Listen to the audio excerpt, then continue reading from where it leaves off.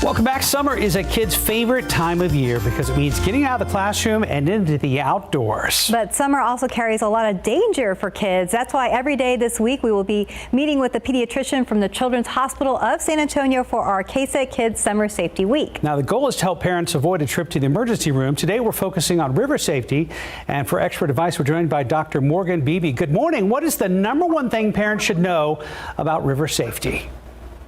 I think that a really big part of river safety is understanding that unlike a pool where toddlers are actually at increased risk for fatal drowning, on rivers and open bodies of water, it's actually our teenagers who are at increased risk of fatal drowning.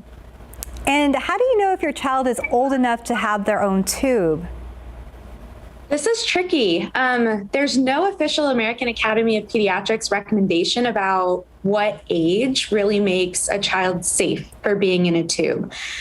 Some really good keys to whether or not your child might be old enough or big enough is if they're sitting in the inner tube and their bottom is touching the water and they can get the crook of their elbow and the crook of the back of their knee over the tube. That's a good sign that they actually do fit in the tube appropriately. And further, because they're out on an open body of water, they should always have a life vest on because that tube is actually considered a vehicle in the water. So they should be developmentally appropriate to swim even with the life vest on, and also communicate if they feel like they're stuck or that they can't get themselves out of the tube. Why are rivers so much more dangerous than a pool or a water park? Yeah, that's a great question. So pools, they're a little bit more of a controlled environment. You can see all the way to the bottom. You know exactly how deep that pool is. And most of the time, there's a lifeguard on duty who is also looking over everything that's going on. You have better access to your bag that has your water and your sunscreen, hats, things like that. Whereas out on the river, it's an open body of water and it's an uncontrolled environment. It's a bigger body of water where you're not around your supplies and, your sunscreens and your waters and things. So there is a much greater risk of things like rip currents or creatures getting a hold of people.